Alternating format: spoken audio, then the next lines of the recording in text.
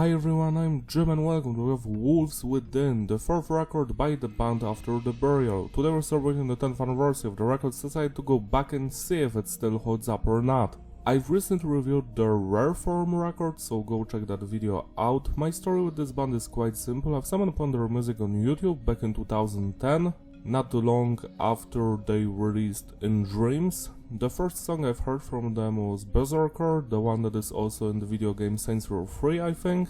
So for over 13 years I've been their massive fan. My favorite album is the remixed and remastered version of Rare Form. Wolves Within is the final album with the classic lineup. We've got Anthony on the vocals, Trent on lead guitar, Justin on rhythm guitar, rest in peace legend, Lee on the bass and Dan on the drums.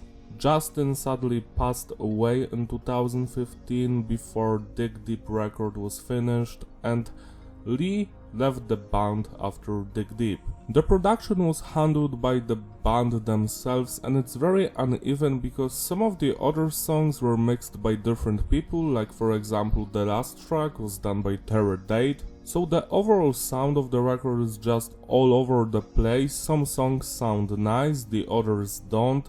I feel like the entire production lacks clarity. If I have to be completely honest, I feel like this production is a step down from the previous two records, like In Dreams, and the remixed remastered version of Rare Form sounded amazing, and this thing, well, it does not from the production standpoint.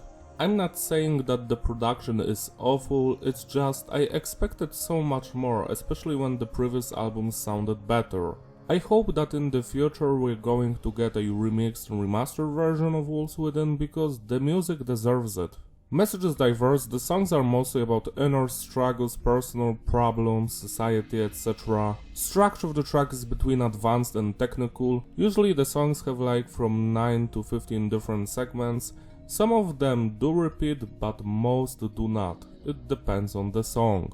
When it comes to the music on this record, it's a mix of progressive metal, metalcore and gent. The album starts with Anti-Pattern, and the first thing I'm going to notice here is the drumming. It's there for the entire record. I love the drummer's double bass work, sometimes even blast beats.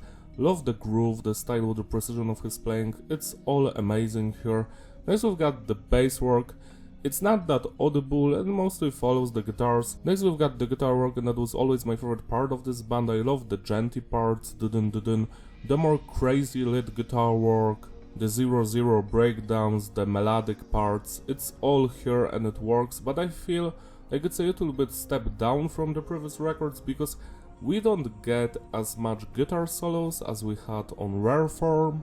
And you can feel that those guys listen to a lot of Meshuggah because their influence is all over those songs. We also get some symphonic and electronic elements here and there, mostly on the last song, and it's all fine.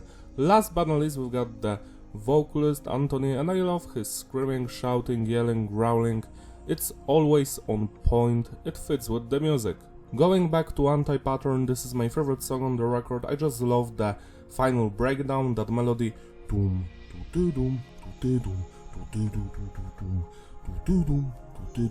Love that stuff. That's my favorite part of the record, to be quite honest. But everything else that is happening in this track is also fabulous. Love the intro, the verses, the middle part, the vocals, the drumming, the guitar riffs. It's all amazing. 10 out of 10. Of Fearful Man sounds like a B-side from Rare Form. I love how technical the structure is. The first 2 minutes of the song are my favorite because of the vocals, the intensity of the song, the grooves, the guitar changes, just everything. The next part, it's also fun, but it's not on the same level. I still think that this is a very good song, one of the better ones here, 9 out of 10. Pennyweight is more groovier, it's played on a 9-string guitars. I love that genty part of the first minute, that pa-pam pa-pam, amazing stuff. The atmosphere of this one is all over the place.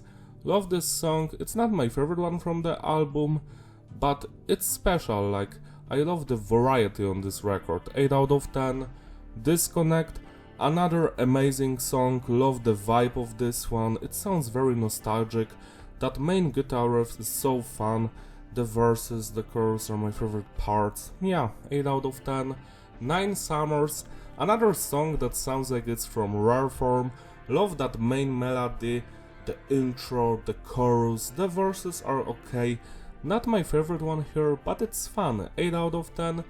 Verga, or however you pronounce that, features Nick Wellner, the first vocalist of After the Burial, and I don't know if you've noticed, but that intro sounds very similar to the tracks Omef and Berserker from Rare Form, so whenever I hear this song, it reminds me of Rare Form, so I'm like, should I go and listen to Rare Form?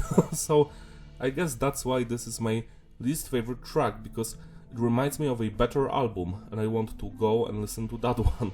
But I do love the vocal performance here from both of the vocalists, and the melodies were fine, so 7 out of 10.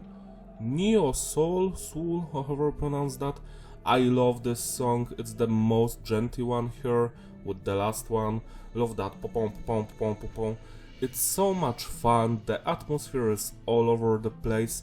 I feel like this song should have been in a soundtrack for some racing video game like Forza Horizon. I would love to just drive my car while this track plays in the background. 9 out of 10. Paris, love the melodies here, the vocals, the drumming.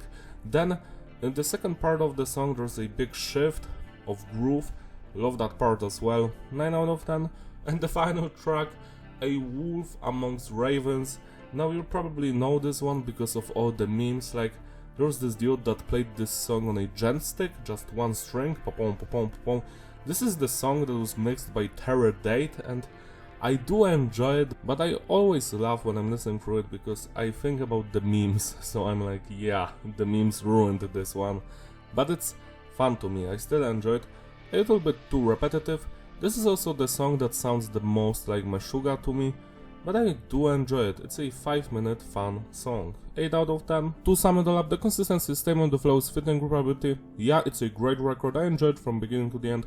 I feel like this one is supposed to be a comeback to their roots because In Dreams had clean singing, this one doesn't have it.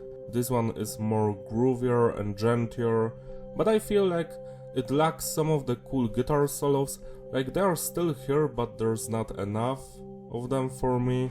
Also, this one puts more emphasis on the atmosphere, but sadly the production is annoying me a lot. Like, yeah, I hope that this one is going to be remixed and remastered because I want to enjoy these songs with a better production that has more clarity. But I still do love this record, even if it's my least favorite from After the Burial, and also because the songs remind me of Rare Form, and I love Rare Form. So the highlights of this record for me are Anti-Pattern, Neo Soul, Of Fear for Man, Pennyweight, Disconnect, Paris, and A Wolf Amongst Ravens. Celebrate yourself by spinning this record today, it deserves your love and attention. That's all from me, thank you for watching, don't forget to like and subscribe, follow me on my Instagram, links in the description, I will see you in my other videos. Also consider becoming a member of my channel so I can make you an album review or maybe a YouTube MIDI cover. That's all, bye!